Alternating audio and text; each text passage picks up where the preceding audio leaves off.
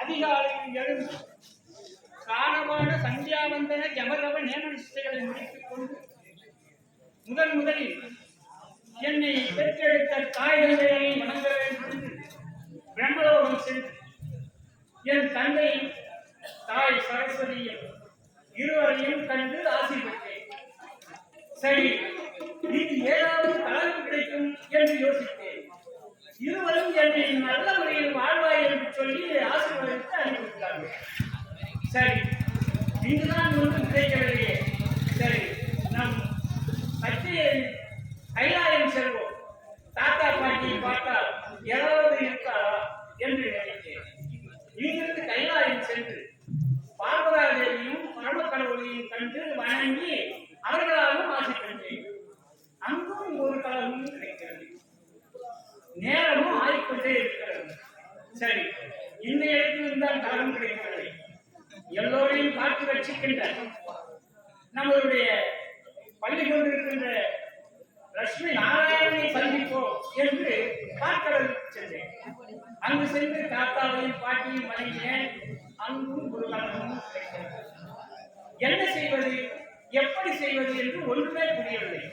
இருந்தாலும் 4 வேதம், 6 சாஸ்திரம், 64 தலைக்காலம், 96 தத்துவம், 17 புராணம், 28 ஆகமம், 32 தர்மம், மனு விஞ்ஞானம், பூர்வ விஞ்ஞானம் எல்லாம் கற்றுணர்ந்த இந்த உலகத்திற்கு வந்து விட்டார். ஏதாவது ஒரு கலகம் கிடைக்காதா என்று நினைத்தேன். என்னையும் அறியாமல் இந்த நாட்டிற்கு வந்திருக்கிறேன். ஏன் இங்கு வந்தேன், எதற்காக வந்தேன் என்று எனக்கும் தெரியவில்லை. இருந்த போதிலும் ஆண்டவனை சிந்தித்து ஆண்டவனை நினைத்தால் நமக்கு ஏதாவது ஒரு நல்ல வழி கிடைக்கும் என்று நினைக்கிறேன். சரியாய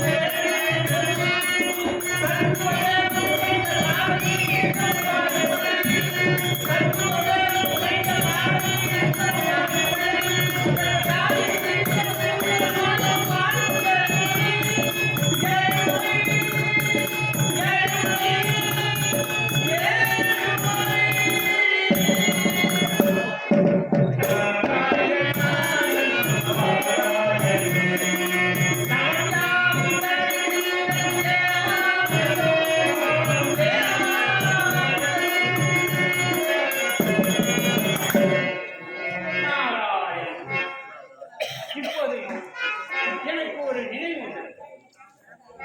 நாராயணன் நாமத்தையே நாம் சொல்லிக் கொண்டிருக்கிறோம். இந்த நாராயண நாமத்தை சொன்னால் என்ன பலன் கிடைக்கும் என்று என் தாத்தா. ஆனால் என் தாத்தா சொன்னார், ராமானுஜர் என்று ஒருவர் இருந்தார். எல்லா வினைகளையும் தீர்க்கக்கூடிய சக்தி வாய்ந்த வில்லுனர் நிற்பனர். அவர் ஆண்டவனை பார்க்க வேண்டும் என்று ஆசைப்பட்டு என்னை நினைவு கொண்டிருந்தார். அப்போது நான் சென்றேன். நான் சென்று அவனுக்கு காட்சி அளித்தேன். காட்சி அளித்த போது நான் என்ன சொன்னேன், நான் ஒரு மந்திரம் சொல்கிறேன். இந்த மந்திரத்தை நீ கேட்டாயானால் கேரளோகம் சென்று சொர்க்கலோகம் அடையலாம் என்று சொல்லிவிட்டார். ஆனால் அவர் என்ன செய்தார் தெரியுமா, அந்த மந்திரத்தை சொல்லுங்கள் என்று கேட்டார். ஆண்டவனும் அவருக்கு அந்த மந்திரத்தை சொன்னார். என்ன மந்திரம்? நாராயணா என்ற மந்திரம். நாராயணா என்று சொன்னால் 4 வகை துன்பமும் தீர்ந்துவிடும். ஆகவே இந்த நாராயணன் மந்திரத்தை நீ கற்றுக் கொண்டே இருந்தால் தேவலோகம் சென்று சொர்க்கலோகம் சென்று விடலாம்.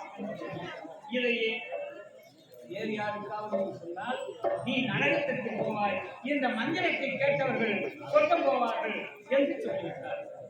அதை கேட்ட ராமானுஜர் என்ன செய்தார் தெரியுமா, கோபுரத்தின் மேல் ஏறினார். கோபுரத்தின் மேல் ஏறி நின்று கொண்டு அறிவோ நமோ நாராயணா என்ற மந்திரத்தை நான் சொல்ல போகிறேன். இந்த மந்திரத்தை கேட்பவர்கள் யாராக இருந்தாலும் சொர்க்கலோகம் செல்லலாம், வாருங்கள் வாருங்கள் என்று கூறிவிட்டார். யார் மாதிரி தலைவர்கள் சாயந்தரமா சொன்னாரு, நம்ம ஊர்ல 5000 பேர் இருக்கிறாங்க, இங்க 100 பேர் கூட வரல அப்படின்னு சொன்னாரு. அது போல தலைவர் சொன்ன மாதிரி ராமானுஜன் இதனால இருந்து கூப்பிட்டார், வாங்க நான் சொர்க்கம் போறது வழி சொல்றேன், இந்த மந்திரத்தை கேட்டீங்கன்னா நீங்க எல்லாரும் சொர்க்கம் போகலாம். அதுல ஒரு சிலர் சொன்னான், அவன் பைத்தியக்காரன், அவன் என்னமோ அதனால ஏன்னு கூப்பிடுறான், அவனுக்கு வேலை இல்லை, அவன் அதை செய்யலாம், நம்ம வேலையை பார்ப்போம் போனோம் எம்மாங்க. சரி, நம்ம அது யாரோ ஒரு கூக்குரல் கூப்பிட்டு கொண்டு இருக்கிறார். அது என்னதான் சொல்ற கேட்போமே, அப்படி எங்கெல்லாம் இருந்த ஒரு 10 பேர் அங்க நின்று அதை கேட்டாங்க. அப்ப பெருமாள் வந்தார், ஏன்பா நான் உனக்குதான் மந்திரம் சொன்ன சொர்க்கம் போறது, இதை வேற யார்கிட்ட சொன்னா நரகம் சொன்னேன், நீ இதை போல சொல்லி கேட்டார். அப்ப அவர் சொன்னாரு, இந்த நாராயண மந்திரத்தை கேட்டவர்கள் எல்லோரும் சொர்க்கம் போகட்டும், நான் மட்டும் நரகம் போகிறேன் என்று சொன்னார். அதே போல நம்ம ஊரிலே சீரும் சிறப்புமாக கோவில் அமைத்திருக்கிறோம். எல்லா கோயிலும் கட்டியாச்சு. கட்டாத கோயில் ஒன்றுதான், பெருமாள் கோயில் ஒன்றுதான். அதுல இருந்த மண்ணை அடிக்கும் போய் வீட்டுல கொட்டி சிமெண்ட் போட்டுக்கிறாங்க. நான் இப்ப சாமி கும்பிட போனேன், அம்மா வரலாற்று அந்த பெருமாள் கோயில். சரி, அது பெருமாள் பாப்பார், அது வேற. இருந்தாலும் இந்த நாடகத்தை நடத்த வேண்டும். சாக ஊத்தின உடனே கோயில் விஷயம் இருந்து ஏதாவது ஒரு நாடகம் நடத்த. சரி,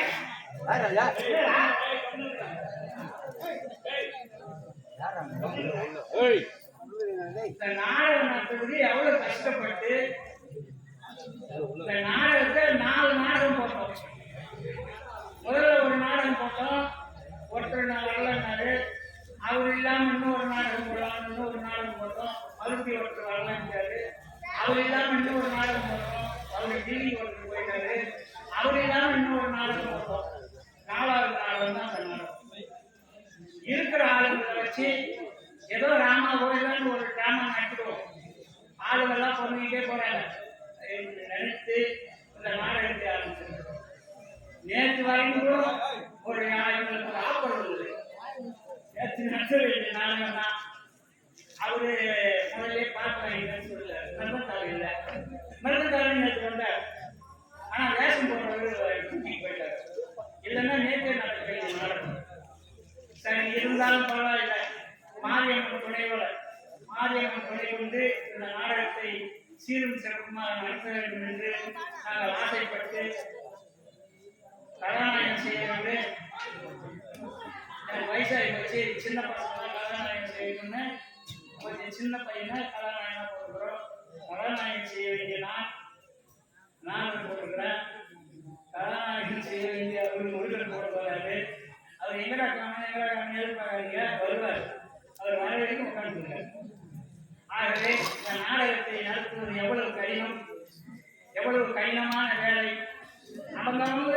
சூழ்நிலை. அந்த சூழ்நிலைக்கு தகுந்த மாதிரி தான் நாடகம் வைக்கணும். நாடகத்தில் எந்தவித குறையும் இருக்காது. இருந்தாலும் இப்ப இந்த நாடகத்துல சீரும் சிறப்புமாக இருக்கக்கூடிய நமது மாணவர்கள் எல்லாம் சின்ன சின்ன வேஷம் நடிக்கிறவர்களெல்லாம் பெரிய வேஷம். ஆகவே இன்று நாடகத்தை விரியும் வரை பார்த்து நாடகம் நல்ல முறையிலே இருந்து சொல்லி என்னுடைய வாழ்க்கை வந்திருக்கின்ற அத்தனை இவர்களையும் மறுபடியும் இருகாலம் கூப்பி சிரம் தாழ்த்தி வணங்கி வேண்டி கேட்டுக்கொள்வோம். நாடகம் நல்லா இருக்கும், அருமையா இருக்கும் நாடகம். நீங்க நின்று கதையை பாருங்க. இது ஏன்னா இதை ஆரம்பிக்கும் போதே பேசுறதுக்கு ஆள் இல்லை. அதனாலதான் எனக்கு கிளம்பி போய் கொஞ்ச நேரம் பேசுவோம். ஆகவே என்னையும் அறியாமல் இந்த மகேந்திராபுரி நீல மகேந்திராபுரியை வந்து அடைந்திருக்கிறேன். என்ன காரணம்? நான் வருகிறேன் என்றால் அது காரணம் இல்லாமல் இருக்கிறார். ஆனால் வீர மகேந்திராபுரியை ஆளக்கூடியவன் யார்? முதலில் வீரபைரவன் என்று அவருக்கு முன்னால் சூரபத்மன், சிங்கமுகன், தாரகன், பாங்கோபன் இவர்களெல்லாம் ஈசனை குறித்து எண்ணற்ற வரங்கள் பெற்றவர்கள். ஈசனை குறித்து வரங்களை பெற்று அந்த வரத்தை பெற்று அதை வாழ முடியாமல் ஆனவனோட போட்டியிட்டு மாண்டு போனார்கள். ஆனால் இவனுக்கு அது யார் என்று தெரியவில்லை. அவன் தெரியாமல் யாராவது பார்க்கப்பட்டு அவன் என்ன பண்ண போறோம்? ஒன்றும் பண்ணுறதில்ல. இருந்தாலும் அவனிடம் சென்றால் நமக்கு ஏதாவது ஒரு கலகம் கிடைக்கும். இன்றைய கழகத்தை வைத்து இந்த அசுரனை என்ன செய்யலாம், எந்தெந்த இடத்திற்கு கொண்டு போகலாம், இந்த குடும்பத்தை எப்படியெல்லாம் மாற்றி வைக்கலாம் என்பதை அந்த மகேந்திராபுரியை வந்திருக்கிறோம். அந்த அசுரனை பார்த்தால் நமக்கு கண்டிப்பாக பலன் கிடைக்கும். கழகம்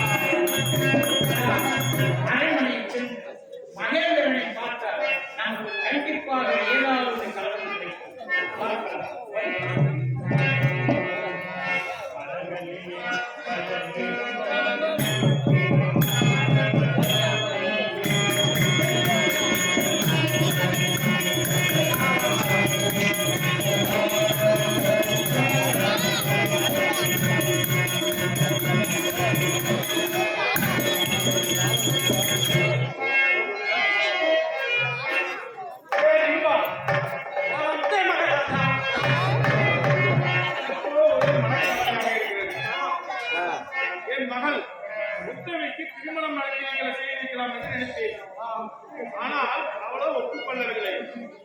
கன்னிகாமலத்தில் சென்று தவ பூஜை செய்யலாம் என்று நினைத்து இருக்கிறாள். ஆகவே அவள் இருக்கப்படியே விட்டுவிட்டேன். முன்னோர்களை கொண்டு முன்னோர் கவலை என்னென்றால், என் முன்னோர்களை கொன்ற அவன் மட்டும் என் கையில் நினைத்து விட்டான்.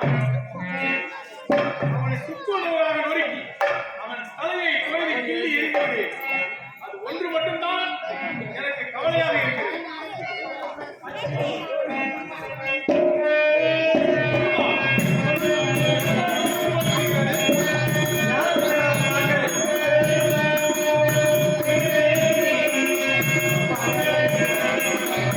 Thank you.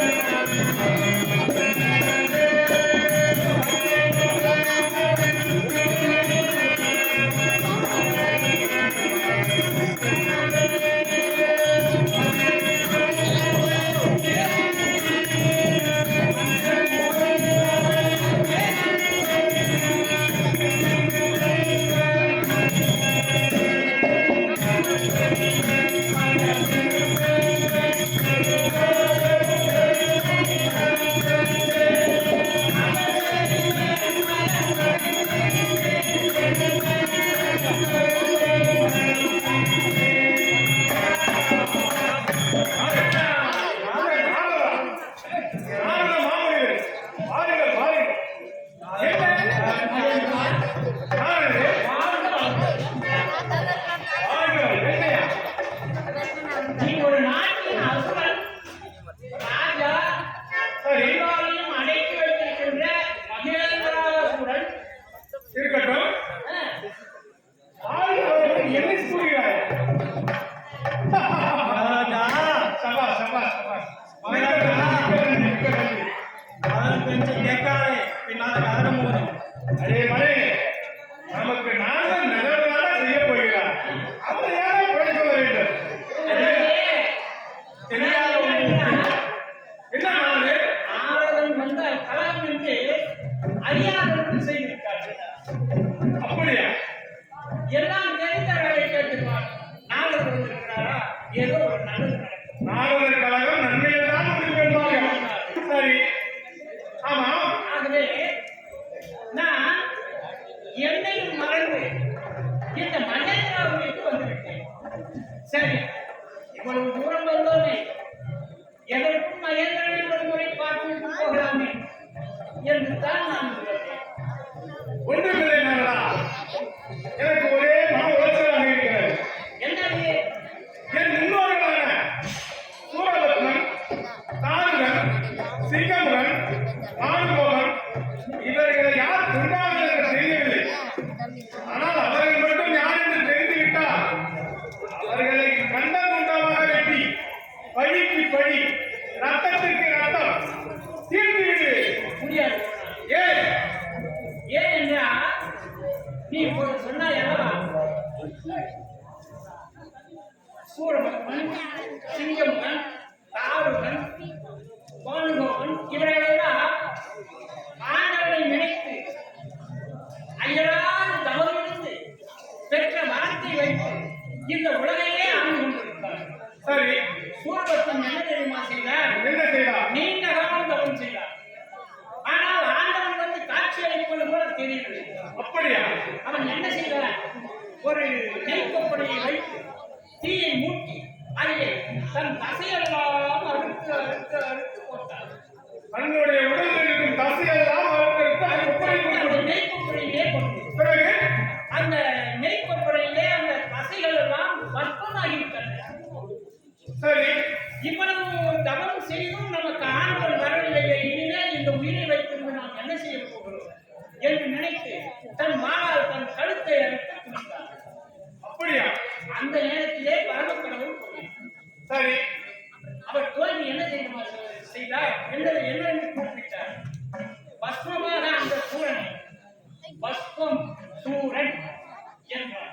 பஸ்மசூரன். பஸ்மமாகிவிட்டான். சரி, அவனை பஸ்மாசூரன் என்று அவனை அழைத்தார். பஸ்மாசூரன் என்று அழைத்தார்கள். அதன் பிறகுதான் அவனுக்கு பஸ்மாசூரன் என்று பெயர். சரி, சிங்கமுகன் எண்ணற்றவன். சிங்கமுகன் எண்ணற்ற வரம் பெற்றவன்.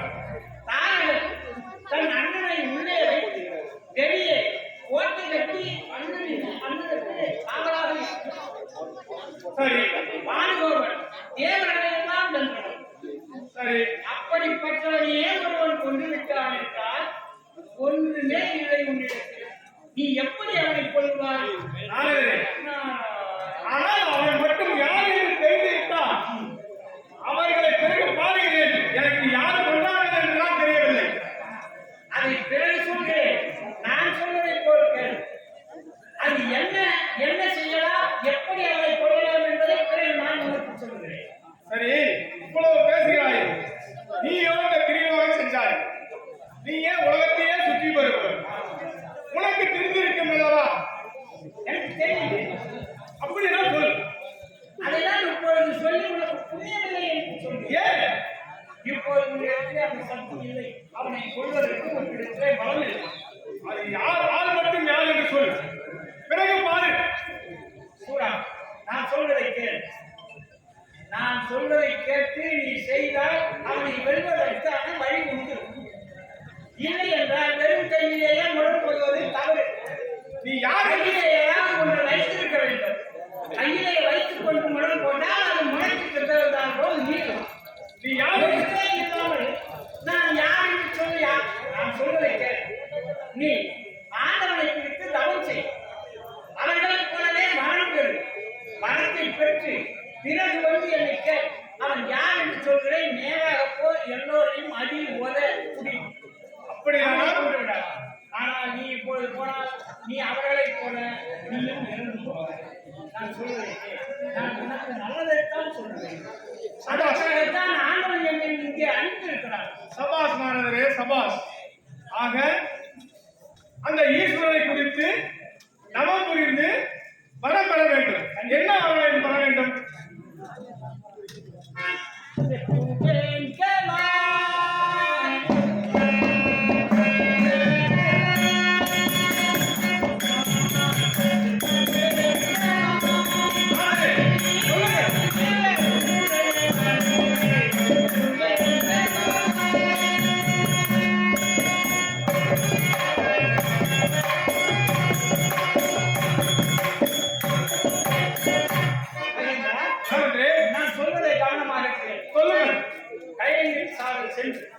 அந்த ஈசனை குறித்து தவம் செய்ய தவம் செய்தால் ஈசன் தோன்றுவார்.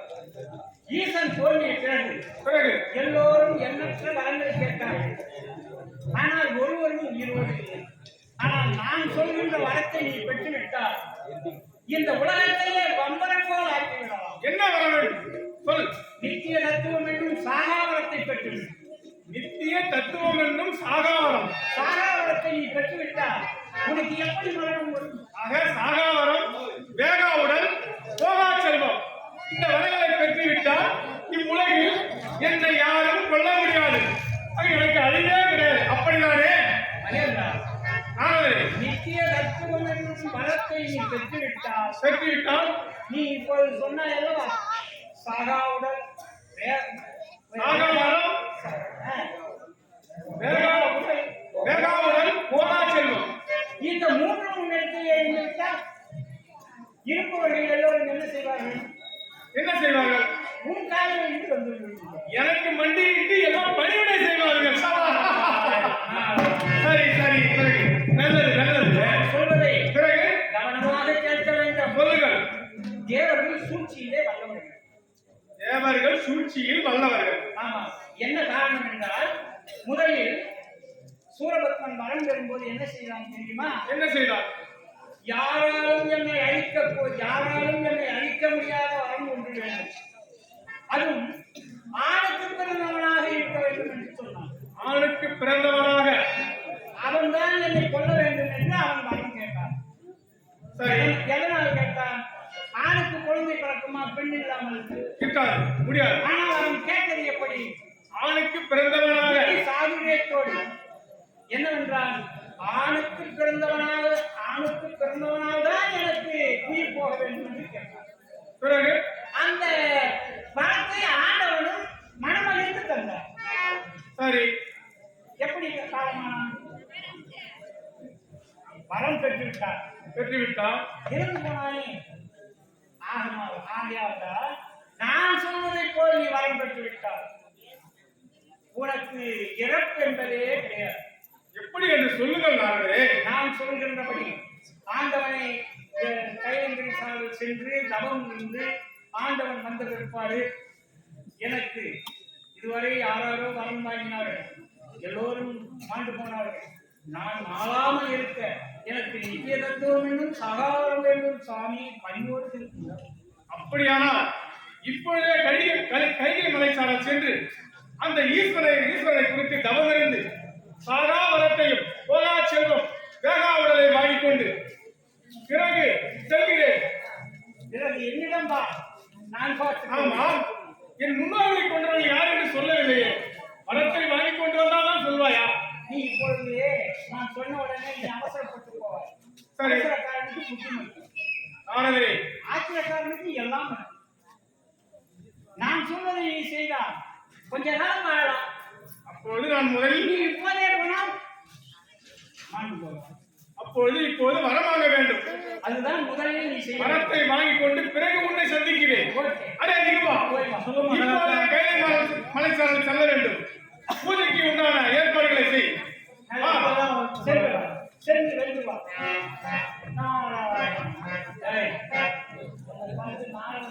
நன்மை அடுத்த தரப்புல நீ நாயா பிறக்க போற. நாய் தான் நன்றி உள்ளது. உன்னோட அழகும் எனக்கு தெரியும். சரி. அப்பாடா. மனசுக்கு ரொம்ப நிம்மதியா இருக்கு. என்ன காரணம்? எங்க இவன் உடனே முருகக் கடவுளை பார்த்து சண்டைக்கு போய்விட்டால் நம்முடைய காலம் எப்படி ஆகுது? சரி, இவன் காகிதம் அழைச்சாலும் செல்கிறான். அங்கு சென்று இவன் எப்படி வரம் பெறுகிறான்? ஆண்டவன் எந்த முறையிலே இவனுக்கு வரம் கொடுக்கிறான்? அதை பார்த்தால்தான் இவன் அறிவுக்கு என்ன செய்யலாம் என்பதை நாம் யோசிக்கலாம்.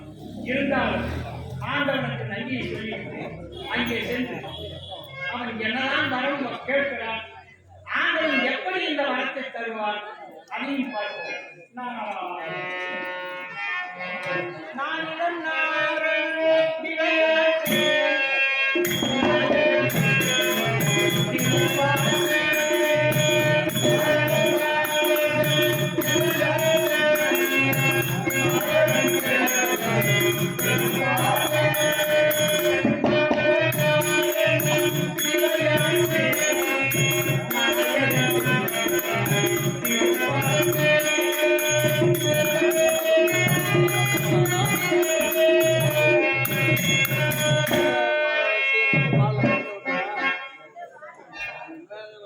அண்ணே கலாவதி,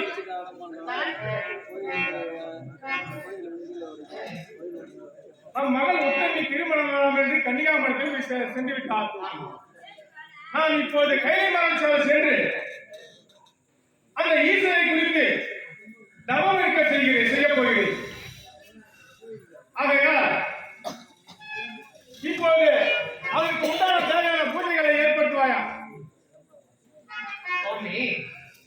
வீட்டுல ஒரு கொண்டாடி இருக்குது. அவன் நினைப்போம் போவோம் இல்லை, என்னமோ வரேன் என்னமோ போறேன்.